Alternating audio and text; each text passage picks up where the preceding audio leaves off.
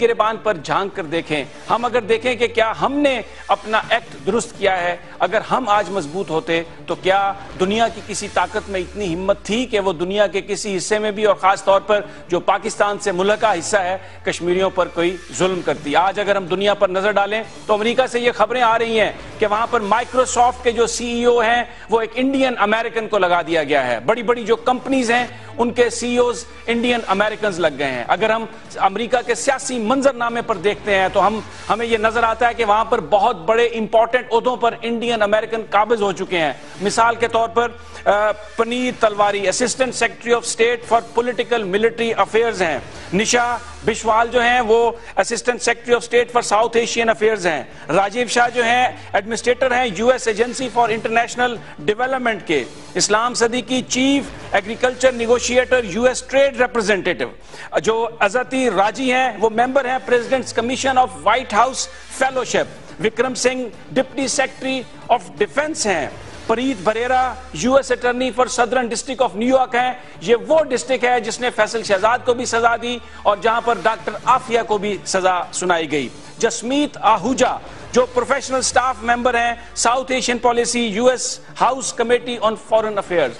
یہی بات ختم نہیں ہوتی. اگر آگے دیکھیں تو اس وقت امریکہ کی 2 ریاستوں کے گورنر, لوزیانہ کے گورنر بابی جندال ہیں جبکہ ساؤتھ کیرولینا کی جو گورنر ہیں وہ نکی ہیلی ہیں. اور بابی جندال کے بارے میں یہ کہا جاتا ہے کہ 2016 میں ہو سکتا ہے وہ ریپبلکن پارٹی کی جانب سے صدارتی امیدوار ہوں. اندازہ کیجئے کہ اگر امریکہ میں 2016 کے الیکشن میں ایک انڈین امریکن اگر امریکہ کا صدر بن جاتا ہے تو کشمیر کا معاملہ, خطے میں پاکستان کی صورتحال, پاکستان کا سٹیٹس کیا ہوگا؟ بہت سارے لوگ یہ سوال کرتے ہیں کہ یہ بہت اہم پوسٹنگز ہیں, یہ بہت اہم معاملات ہیں جن پر ہم شاید اس طرح سے نظر نہیں رکھے ہوئے, لیکن ہمارا دشمن بہت چوکس ہے. بات یہیں پر ختم نہیں ہوتی. آئیے میڈیا کی طرف دیکھیے تو جو بڑی بڑی نیوز آرگنائزیشنز ہیں اس میں بھی انڈین امریکن پوری طرح قابض ہیں. سی این این میں دیکھیے آپ کو فرید ذکریہ نظر آتے ہیں. نیو یارک ٹائمز میں دیکھیں آپ کو وکاس بجاج نظر آتے ہیں جو نیو یارک ٹائمز کی ایڈیٹوریل پالیسی کو کنٹرول کرتے ہیں.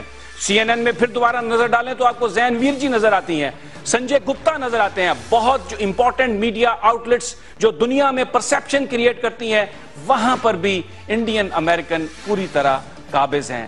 لیکن ہم یہ آج سوال اٹھا رہے ہیں کہ ہم کہاں کھڑے ہیں؟ کیا ہم نے اپنا نظام ایجوکیشن بہتر بنایا؟ کیا ہمارے انفراسٹرکچرز نے کوئی ایسے نوجوانوں کو پروڈیوس کیا جنہوں نے جا کے دنیا میں پاکستان کا نام بلند کیا ہو؟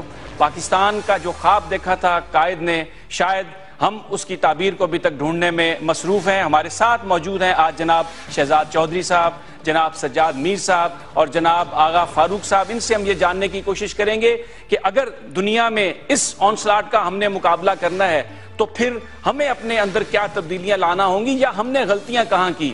السلام علیکم جناب شہزاد چودھری صاحب. جی وعلیکم السلام. شہزاد چودھری صاحب, دنیا کا طاقت کا پولیٹیکل طاقت کا منبع یورپ اور امریکہ ہے. اس وقت وہاں پر مکمل طور پر جو امریکن انڈینز ہیں وہ قابض نظر آ رہے ہیں, جو پالیسی ساز ادارے ہیں وہاں پر وہ چلے گئے ہیں. ان حالات میں ہم جو کشمیر کی بات کرتے ہیں, یہاں ریجن میں اپنے سٹیٹس کی بات کرتے ہیں, کیا وہ پورا ہو سکتا ہے خواب ہمارا؟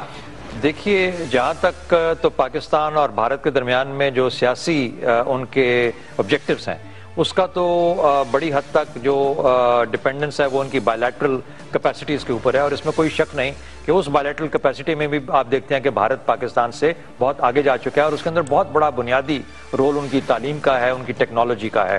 یہ 2 ایلیمنٹس ایسے ہیں جو کہ پاکستان اپنے طور پہ نہیں ان کو اسٹیبلش کر سکا, جبکہ بھارت نے ان کو بہت اچھے طریقے سے اسٹیبلش کیا, اور اس وجہ سے آپ کی اکانومی کے اندر اس کا بہت رول دیکھتے ہیں اور ایک نالج اکانومی بنتی جا رہی ہے.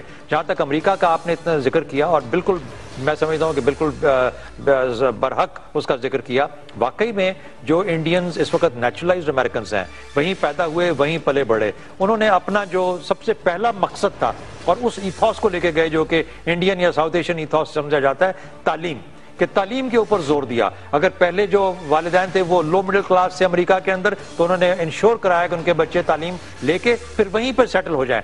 ہمارے ہاں کچھ عجیب سی ایک سینسٹیوٹی ہوتی ہے کہ پہلے یہ ہے کہ ہمیں امریکہ جانا مشکل ہوتا ہے، وہاں پہ جاتے ہیں تو پھر کہتے ہیں کہ اپنے ملک واپس آ کے آپ وہاں پہ خدمات انجام دیں۔ ہم یہ نہیں ریلائز کرتے کہ دنیا کے اندر جو اس وقت ایک گلوبلائز ولیج بن چکا ہوا ہے، وہاں پر اگر آپ کی پریزنس ہوگی تو وہاں پہ ان کے پالیسی ساز اداروں میں، وہاں کی میڈیا کے اندر جس نے آپ نے ذکر کیا، اس وقت یاد رکھیں کہ وہاں کی اسٹیٹ ڈپارٹمنٹ کے اندر پریکٹیکلی کہتے ہیں کہ ہر تیسرا چوتھا آدمی ایک انڈین امریکن ہے۔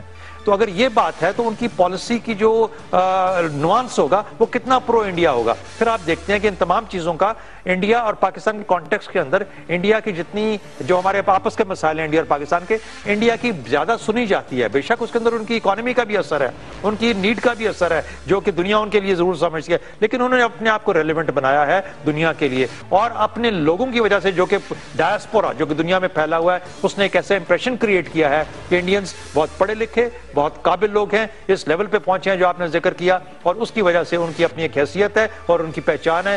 بدقسمتی سے پاکستان اس ریلیٹو سینس میں بہت پیچھے لیگ کر گیا ہے۔ ہمارا پیغام دہشت گردی جاتا ہے، ہمارا پیغام تعلیم نہیں جاتی، ہمارا پیغام صحت کے اندر بہتریاں نہیں جاتی، اور یہ ہمارے معاشرے کا اور ہمارا المیہ ہے۔ جی، میں سجاد میر صاحب آپ سے میں